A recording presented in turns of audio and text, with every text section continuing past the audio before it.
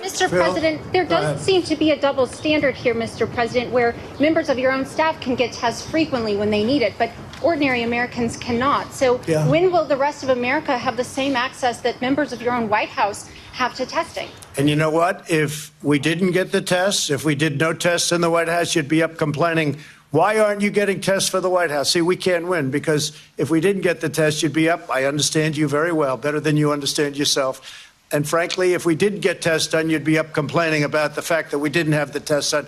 Now that we're doing so well on tests and so quick and so fast, 5 minutes, et cetera, and so accurate, you're complaining that we're getting too many tests. So you can't win. Go ahead. If you listen real hard, you'll notice that in his rambling diatribe, Trump doesn't actually answer the question. And that's because there is clearly a double standard here. Trump has spent months downplaying the need for testing as a way to justify his administration's lack of a nationwide testing system.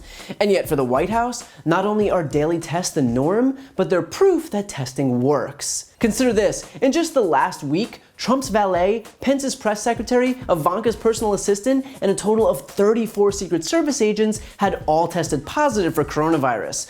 All of these people surrounded the president and his cabinet, and because they were tested daily, as soon as they contracted it, they were able to isolate themselves and stop the spread. That is literally the system working as it should, playing out in real time.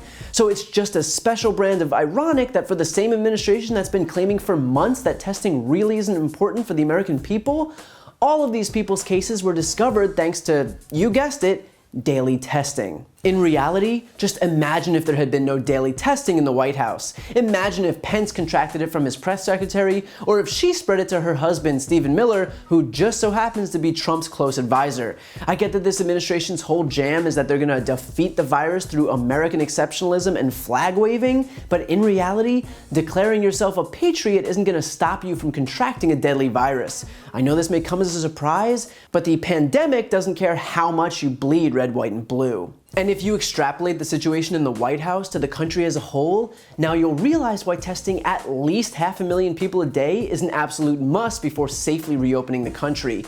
If it can sweep across the West Wing, despite what I imagine are strict protocols, imagine when there aren't aides limiting contact. Imagine when there aren't daily tests informing you when you need to go into quarantine. Imagine how many people just one infected person could come into contact with in a single day. And by the way, it speaks volumes that even after White House officials may have possibly had their lives spared thanks to daily testing, Trump still doesn't see why the concept may be beneficial. I don't think the system broke down at all. One person tested positive, surprisingly, because the previous day tested negative.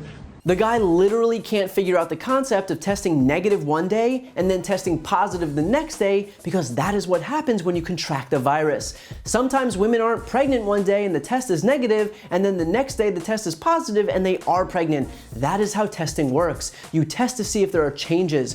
What are we even doing? Should we have to explain this to the President of the United States? But the craziest part of this clip is that Trump is pretending that we'd be upset either way. That if the White House wasn't getting tested, we'd be complaining that there's no tests, and now that the White House is getting tested, we're complaining about, quote, too many tests.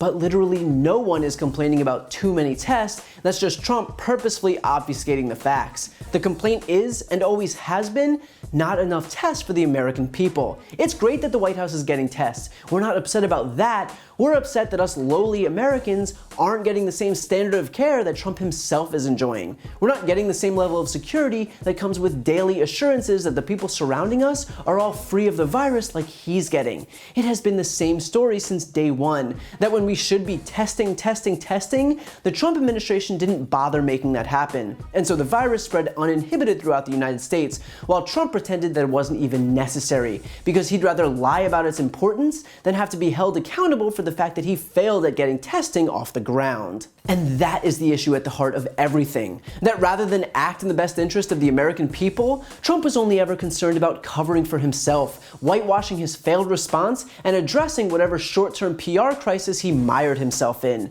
It was never about us, it was only about him.